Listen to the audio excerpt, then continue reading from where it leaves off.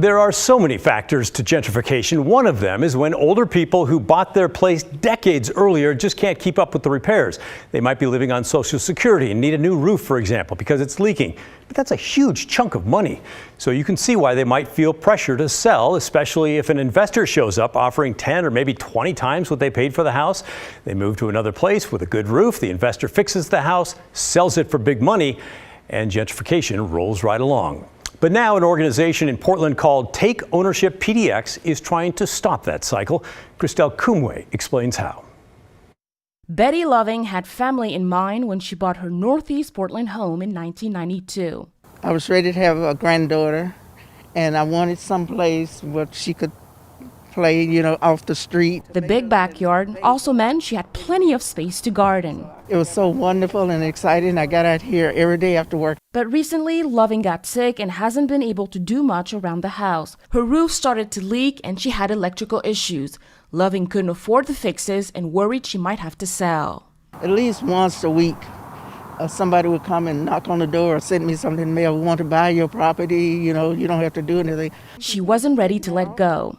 But I said, no, you can't have my house. I like my house. My granddaughter grew up here. And, I did this on my own. I just got to figure out how I can keep doing it. That's when she found out about Taking Ownership PDX, a soon-to-be nonprofit aimed at protecting Portland's black neighborhoods. The group renovates homes and takes away the pressure on owners to sell and slows gentrification. They fixed Loving's roof, took care of electrical problems, and even built her an outdoor shade structure. I tell you, it's just a blessing. Randall Wyatt, the executive director at Taking Ownership PDX, says Betty Loving's home is just one of many homes they've been able to revamp and renovate over the past few months. They first started in June. Since we last spoke, we probably worked on about 6 houses. We're up to about 18 now.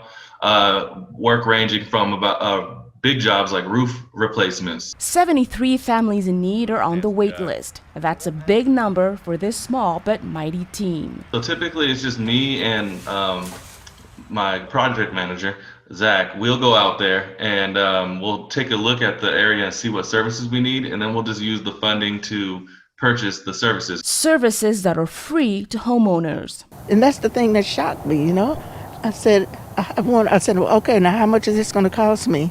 And he said nothing. Generous donations make it possible for Taking Ownership PDX to help people like Betty Loving. 2020 was so hard in so many ways. And then he came along. So just to give you hope, it really did. Christelle Kumwe, KGW News.